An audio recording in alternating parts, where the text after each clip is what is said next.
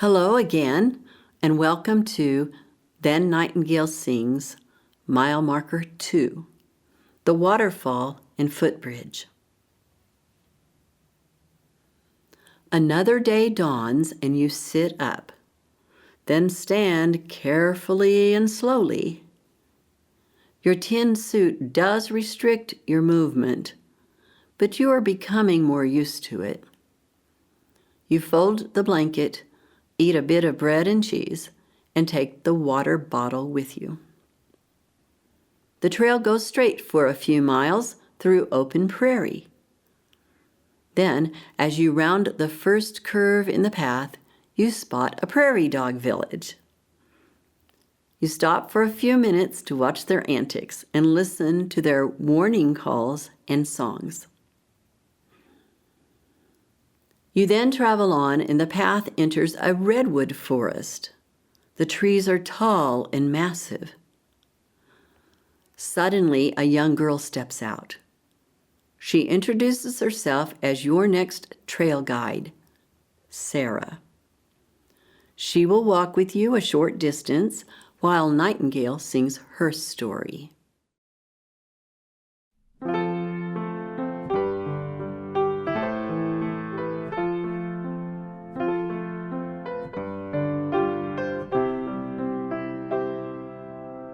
She skins her knee and the blood runs down. She stumbles toward her daddy as her tears hit the ground. It's only when she's hurt it's okay to be held. So that's what she learned to do. She just wants to be held. She just needs to be touched. She is afraid to ask for too much, but she only needs to be touched. She only needs to be touched. She hardly knows the man in her bed. She thinks that he must care for her, 'cause that's what he said. She gives herself up just to be held, for that's what she learned to do. She just wants to be held. She just needs to be touched. She is afraid to ask for too much, but she only needs to be touched. She only needs to be touched. She's trying to fill her hungry heart, make up for the love she missed at the start. When she never demanded, never got in their way, and that's how she ended up where she is today.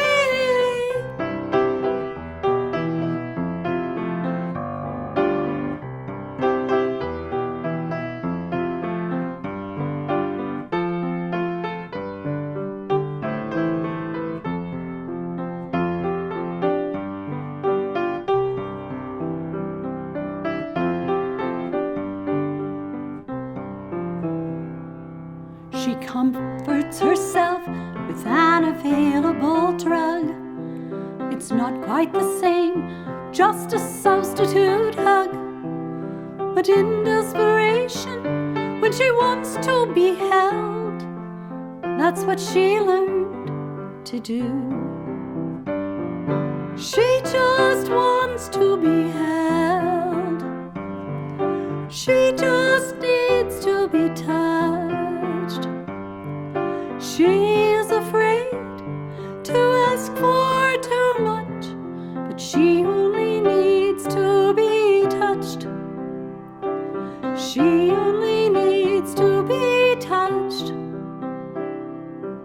Oh, how she longs to be touched.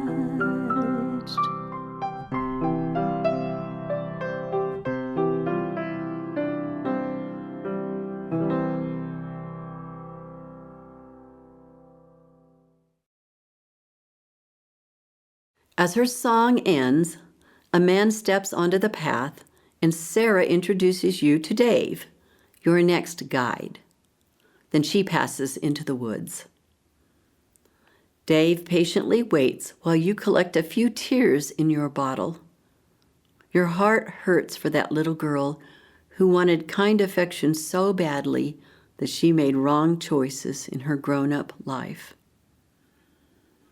Now Dave, who is tall, slim, and muscular, picks up the pace a bit, and you both settle into a rhythm.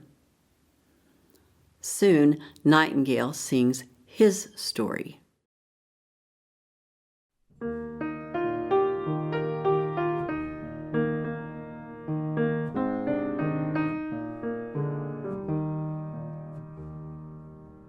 He takes all that he can carry. He is still a little child, looking for a sanctuary, someplace safe where he can hide. He is running, running, running away. He's had all the pain he can take, so he's running, running, running away from home. He finds shelter with a family. It's a good and stable home. There he learns a trade with hammers. A few years pass and he's full grown, so he's working, working, working away. He stays very busy till the end of each day. He is working, working, working away. He wants to make it on his own. Then he meets a special woman, one he's prayed for all along. He finds safety in her smile, and he hears love there in her song. In her song. When he finds himself beside her, he lets his defenses down. Then, frightened by the unfamiliar, he digs trenches all around. Now he's hiding, hiding, hiding away. She prays for a miracle to find him each day, but he's hiding, hiding, hiding away, hiding from his true home. He's still running away from home. When his song ends, Dave runs off into the forest, and you hold back the tears. His story could almost be about the child you were years ago.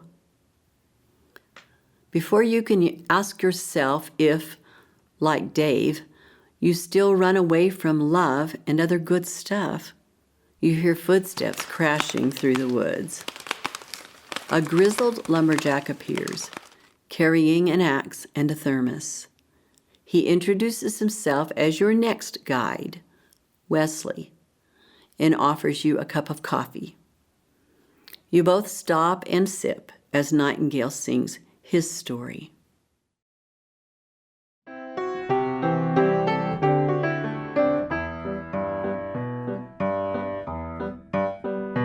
There's a dingy old cafe in my neighborhood where the menu always stays the same.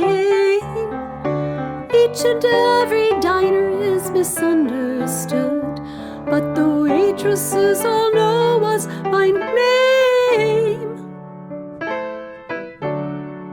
Every noon I sit alone in a booth for four, and the special is a chicken fried shame.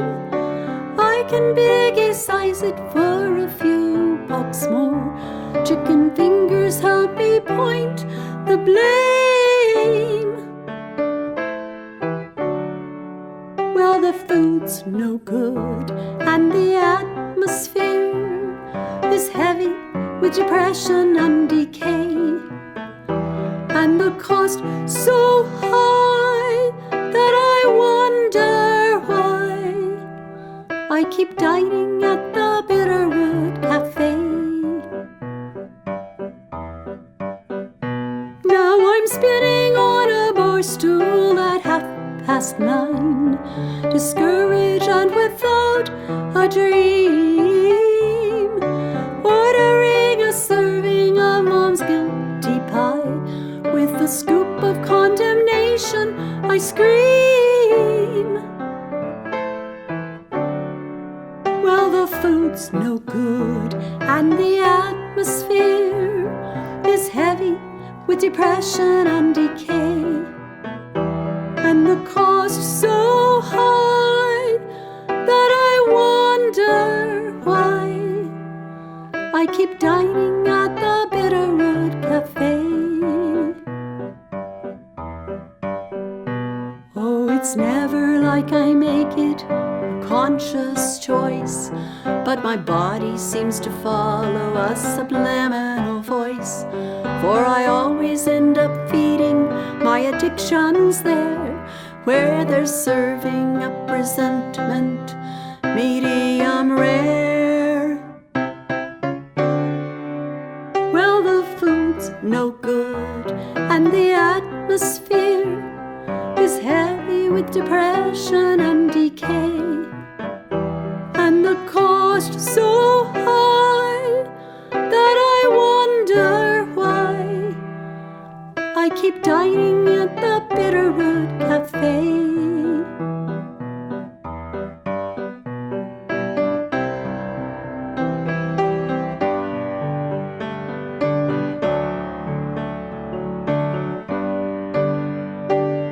Now I'm here back home after many years, grateful that I found a better way, for I have new eyes and I realize I am tearing down the Bitterwood Cafe. Yes, I'm tearing down the Bitterwood Cafe.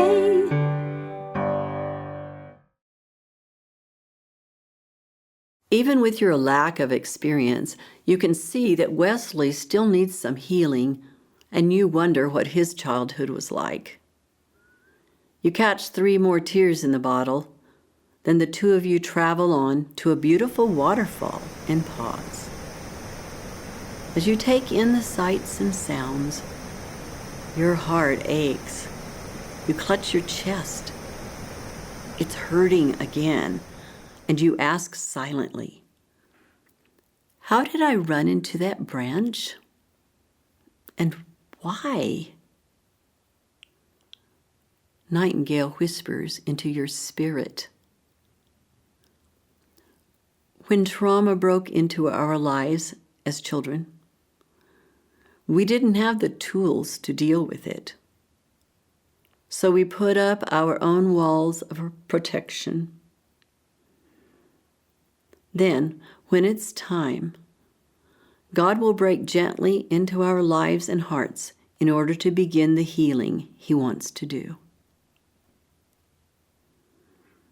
As she finishes her speech, you realize that Sarah and Dave have joined you and Wesley at the waterfall. Sarah tells you, "The Good Shepherd is meeting us here in a few minutes. He will go with you, too, but you may not be aware of his presence all the time. He wants to give you the comfort, support, and affection that we all missed out on as children. Let him shepherd you, Tin Man." She hands you a stone already engraved with Good Shepherd. The 3 of them vanish, and you hold the warm stone for a few moments before you turn to walk on. There's a footbridge over the stream and a large rock nearby that is just right for sitting and resting.